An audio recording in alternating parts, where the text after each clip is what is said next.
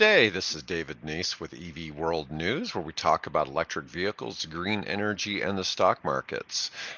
I've got And Bill this is Moore with Bill me Moore today. with AV Hey, World. Bill. How's it going, Bill? Good. So, today we want to talk about a little bit about hybrid cars.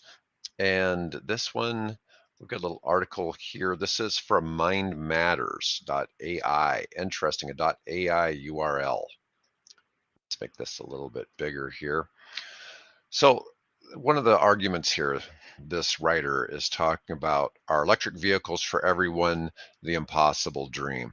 And I'm kind of, before I even start looking at this article, one of my big things is for EV adoption, homeowners aren't the big challenge for EV adoption because you can have your own charger, everything like that. I think the challenge really comes in when you start talking about renters Yeah. Yeah. and Multifamily. Yeah. plug-in hybrids. Personally, range issues I think make the most sense, at least for getting people to get away from fully gas-powered cars to start making that transition to EV. hmm Now, it's interesting. His report confirms the view that plug-in hybrids, with a caveat, should ultimately win the day from a practical perspective in terms of providing the best option for motorists compared to electric vehicles and mild hybrids. And I think that this is something that's a little bit true as well. Now, in the United States, one of the issues we get to, as I've mentioned a lot, is we have larger vehicles. I think if when they do these hybrid cars, it's possible in the sport racing business, a lot of people add additional electric motors for that additional boost in 0 to 60 time. And I think if they could harness that, some of that, to give some of these cars, make them a little bit peppier with the combination of gas and hybrid, because the electric engines we know are faster. If there's some combination of that, I think that'll help with some adoption as well. Yeah. Well, Obviously, this is a debate that's been going on for a good 20 years. Um, the advent. I was one of the early participants in the early plug-in hybrid activity. This began really seriously in Northern California with some guys that were experimenting with Priuses that had just come onto the market. And they figured out a way to get into the battery pack and to get into the electronic control system and let that car run for a few miles. If you driving a Prius, as long as you stay below 5 miles an hour, that car is an electric car. It runs off the battery until the little battery pack runs down. But quite often you can drive. I did this once. Oh God, this had to be. Let's see. My daughter graduated from University of Iowa. Probably what, it's been 15 years, 20 years ago. Toyota loaned me one of their Lexus hybrids. And so I decided, well, I'm going to see how far I can drive just on electric. So on the way back from Iowa City, we pulled into where the Amana colony is located. And so I decided, well, I'm going to just drive slowly through the Amana colony, only operating on electric. And I was able to go, I don't know, it was like 4 or 5 blocks, a little less than a mile. And then, of course, then the gasoline engine came in because we had basically depleted the battery down to the point to where the algorithm says turn on the electric motor. So it could be done. So guys started taking that idea and said, well, if we replace the 1.6 kilowatt nickel metal hydride battery, let's put something bigger in, and let's see how far we can go. Well, my wife, in fact, we still have. Speaking of hybrids, we still have that Prius. It was the second Prius in the state of Nebraska converted to a plug-in drive. So my wife used that car to commute back and forth to a prominent Omaha business. I don't know if I should mention them or not, but I won't for the time being unless they want to advertise with us. and so she would commute and she could drive over there.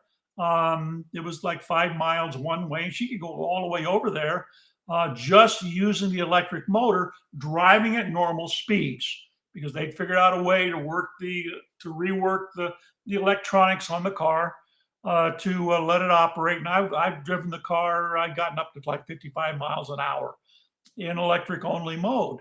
So it could be done. And so what happened is that the attitude of the car companies began to change as the technology of the batteries began to change.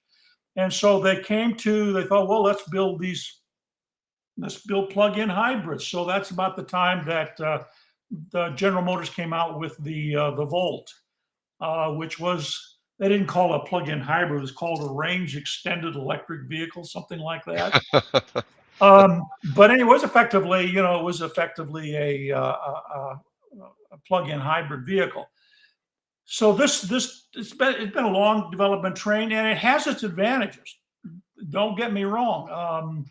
We enjoyed it for a brief period of time, but unfortunately, the battery pack that the vendor used had issues, and eventually the car, after about 18 months, stopped being a plug-in hybrid.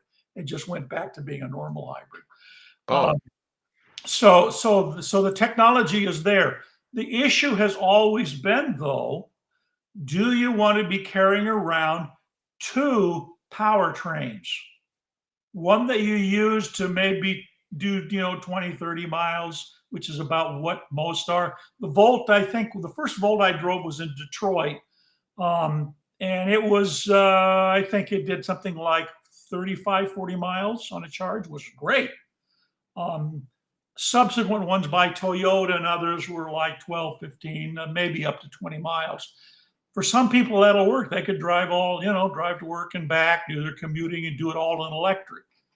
But the debate has always been, do we want to carry around those two? One very complicated gasoline engine that you still have to change oil in and all those things and have a muffler, or do you just simply want to have a much more clean, efficient, lighter weight, at least on the engine part,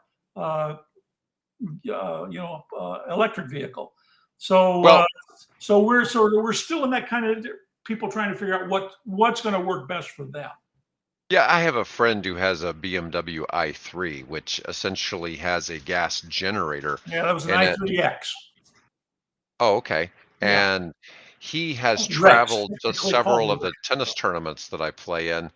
And for instance, he drove to Oklahoma City, and every hour he had to stop somewhere and Yeah, charge his car. And he didn't really use the gas generator unless he has to. But he's actually taken that i3 all the way to Phoenix for a tennis tournament before, and all the way to Orlando and back to Omaha for he's a braver soul than I am. yeah, That car has a gasoline tank of 1 gallon right, of right. fuel. And the reason for that is because California said that they would classify this as an electric vehicle as long as there was no more than a gallon of gasoline on board the vehicle. Otherwise, it would not have qualified for California's zero emission program. Oh, So they wow. all have a little tiny, there's a 2-cycle, basically electric, a motorcycle engine, a gasoline Hmm. motorcycle engine in the back of the car being fed by a 1 gallon tank. Oh, wow. Yeah, well, I know he's constantly updating our tennis team with photographs he takes at the places where he stops and That's charges, because he cool. seems to meet interesting people at a lot of these Oh yeah, yeah, he would. He would be stops. very interesting people. Yes. One of the concerns is currently with gas cars, you have most of the gas stations are owned by independent people. So they basically, somebody owns a gas station, or they own the real estate, and then they have the building, and then they have an agreement with somebody like an Exxon to supply fuel, and they may either make a few cents a gallon, or they may Right. actually buy the fuel and mark it up and sell it for a profit. And they don't really make a lot of money on the gasoline. They depend No. on the cars coming in and the patrons then going in the store and Right. spending money in the stores, where they use that. The gas is more of a come on. Now, Right. obviously, they can have charging stations, but if people are charging their vehicles at home, it won't be quite the same. But with the plug-in hybrids, there's still a need for the fuel stations as well. Now, they've got they say many people buy EVs, the idea they're contributing towards reduced CO2 emissions to save the planet from the effects of climate change. And this one's kind of interesting. Well, it's indeed possible that EVs will reduce CO2 emissions. It's not necessarily the case that an EV will lead to a reduction in CO2 emissions. It's No, interesting. that's not true. An Not EV true at emits, all. and it's talking about the upstream industrial process of acquiring Not materials. nowhere even close to true.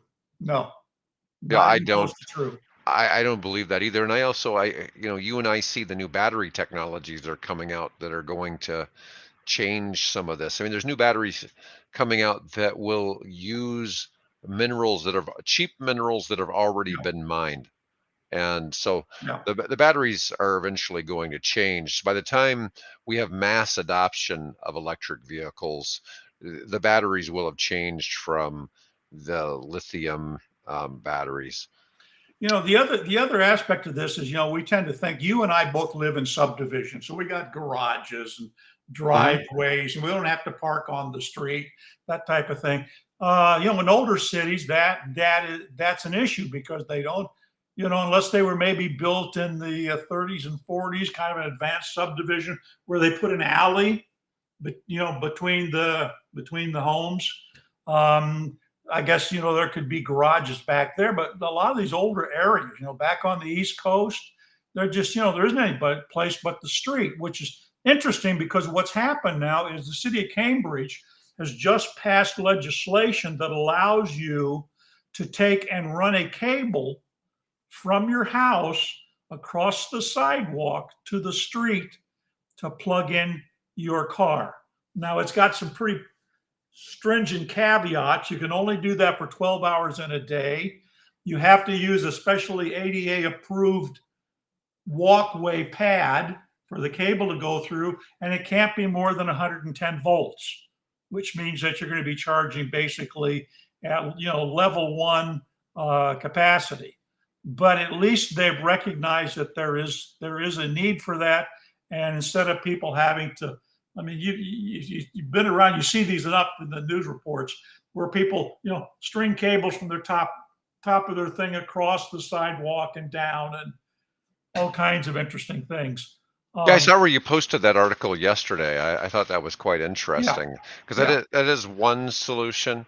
I think at some point maybe we'll see curbside, personal charging level two maybe for those Well, that's cities. yeah, and that's already being done in the UK. UK has there's a company over there that is building basically subterranean charging devices. So they go down in the ground. You don't see them until you pull up. And then there's some mechanism, I haven't figured out what the mechanism is. There's some mechanism that then brings the charger up out of the ground and you can plug it in. And when you're done, it goes retracts back down into the ground. So that people are trying to find ways around this because 40% of the people in the United States, I think it's 40% of the population, live in multifamily dwellings.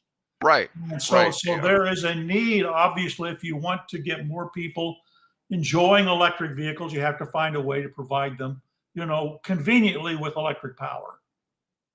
All right. Well, Bill, it's a good discussion today. I'm going to go ahead and end the stream for today. I want Good. to thank everybody